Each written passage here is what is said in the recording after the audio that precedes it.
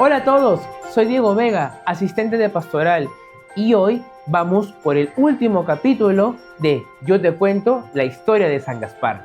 Como sabemos, muchas personas seguían a San Gaspar en las misiones.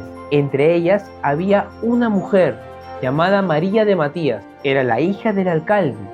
Era una mujer muy trabajadora, muy dedicada. Y esta persona, pasado varios años, funda la congregación de las adoratrices de la preciosa sangre de Cristo.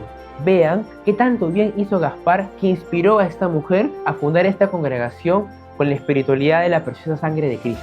La misión de Gaspar fue avanzando y él seguía conversando, por ejemplo, con los soldados, y les decía que no bastaba la mano dura contra los bandidos, contra los vándalos, sino que a veces era necesario un poquito de justicia social y además poder hablar acerca de la preciosa sangre de Cristo. Esto podía convertirnos. Ya que Gaspar buscaba la paz, muchas personas empezaron a hablar mal de él y decían que estaba del lado de los bandidos. Pero esto no era así. Incluso estas habladurías llegaban al Papa. El Papa León XIII le dijo: muchas personas hablan mal de ti, tienes enemigos, pero no temas que yo estoy contigo. Y eso reconfortaba mucho a Gaspar, porque eran muchas cartas las que llegaban y hablaban mal de él. Pero él decía: el bien no es verdadero si no es contradicho. Tanto es el bien que hacía Gaspar que el Papa le propone ir a Brasil y tener un cargo de obispo ahí. San Gaspar lo rechaza y le pide que por favor le permita seguir siendo misionero en Italia. Las personas alrededor decían: miren, Gaspar es un buen hombre, es muy trabajador, quizá lo quieran hacer obispo o lo quieran hacer cardenal. Sin embargo, nada de esto ocurrió, sino que Gaspar se encargó de trabajar en las misiones con otros misioneros, quedándose en Italia. 6 meses después de trabajar para el Papa en estos proyectos de misión, Gaspar vuelve con sus hermanos de la congregación. Ellos estaban muy contentos porque sabían que estando Gaspar el líder, podían tener más fuerza en la misión. Y él les dijo: nuestra congregación es tan amada por Dios y es por eso que hay tantas tribulaciones, tantas complicaciones. Y una complicación fuerte fue que el siguiente Papa, Pío VIII, le habían hablado mal de Gaspar, y el Papa en un primer momento le creyó, a tal punto que cuando Gaspar visitó al Papa por primera vez, el Papa generó cierto rechazo a Gaspar, porque pensaba que estaba ante una persona mala, pero esto no era así, era de lo que hablaban mal. Pasado el tiempo, el Papa ya tuvo estima con Gaspar. Ocurre algo muy complicado en la historia de Gaspar. Su madre, como sabemos, ya había muerto, pero el 31 de octubre su padre muere y Gaspar queda huérfano, sin padre y sin madre. A pesar de estas complicaciones, que la gente hablaba mal de él porque su papá se había muerto, la prédica de Gaspar sigue y mucha gente corre a escucharlo, se queda atento ante él, y él siempre estaba ahí con esa cruz de la sangre de Cristo, en barco, en caballos, en carruajes, hasta que su vida peligre. Gaspar siempre predicaba el evangelio, era un gran misionero. Igual Gaspar tenía miedo un poco de lo que la gente hable mal de él, porque esto llegaba a oído de los papas. Pero el último papa, Gregorio, le dijo que tranquilo, que no tema, porque él sabía que su congregación hacía muy bien a los demás. Hay algo importante que decirles. ¿Se acuerdan que Gaspar de niño era muy enfermo? Pues bueno, eso vuelve a aparecer de nuevo. Muchas fiebres empezaron a aparecer de nuevo en el cuerpo de Gaspar. No obstante, él seguía predicando, hablando de la sangre de Cristo. Por eso Gaspar decía: quien ama a Dios, poco habla. Quien ama a Dios, mucho fatiga. Quien ama a Dios, soporta todo y a todos. Miren qué bonito de Gaspar. Entre Gaspar más predicaba, más oposición había, a veces del gobierno o a veces de las mismas personas. Por ejemplo, una vez Gaspar estaba predicando de la sangre de Cristo y una persona por atrás lo empuja. Gaspar se cae, se golpea y sin embargo él pide un poco de agua para seguir retomando la prédica. Les cuento algo: en Todi, Italia, Gaspar confesó a una persona. A continuación aparece una persona rica con un arma y le dice: quiero que me digas lo que te dijo esa persona. Gaspar no podía decirlo, porque como sabemos, cuando nos confesamos con un sacerdote hay un secreto de confesión. Y Gaspar le dijo: nunca, estoy dispuesto a morir.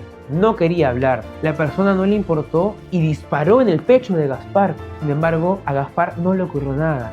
Y esta persona dijo, entonces ese de verdad es un santo. Y claro que lo fue, porque Dios permitió que Gaspar se salve de una bala y también permitió que Gaspar sanara a muchas personas con la intercesión de San Francisco de Javier.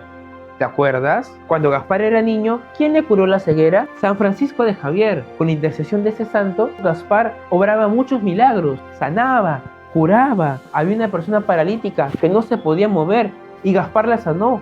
O había una niña con cáncer y Gaspar la sanó. Gaspar era una persona tocada por Dios, porque era un líder misionero. Algo pasó años después. 1837, en Italia aparece la enfermedad llamada el cólera. Era una terrible epidemia que atacaba el estómago de las personas que se infectaban. Tenían fuertes dolores y porque no había muchos medicamentos en esa época, las personas fallecían.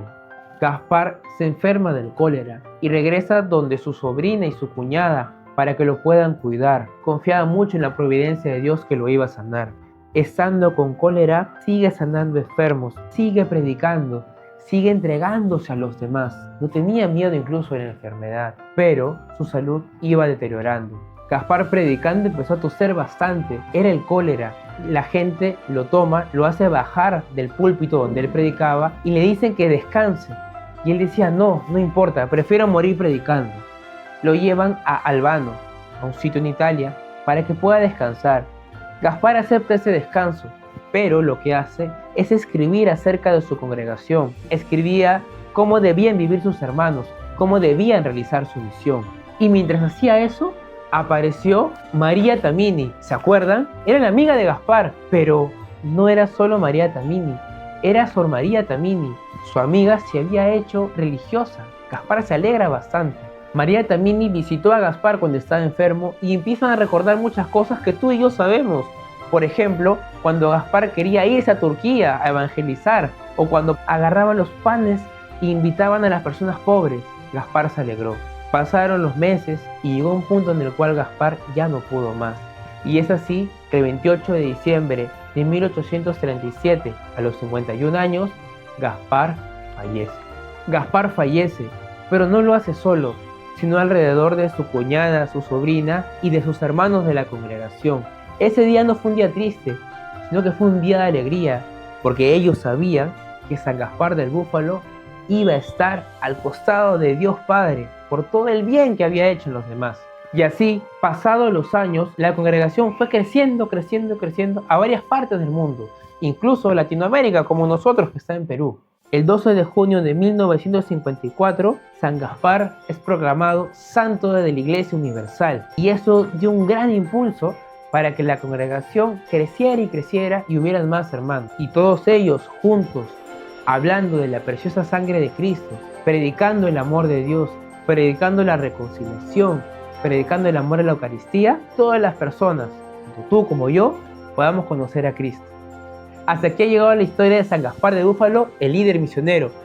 Hemos recorrido todo este santo, desde que era niñito hasta los 51 años que falleció. Pero falleció no triste, sino contento y alegre, porque había dado su vida por las misiones y porque, por sobre todo, había dejado a una congregación de los padres de la preciosa sangre que predica la sangre de Cristo y en la cual tú y yo pertenecemos.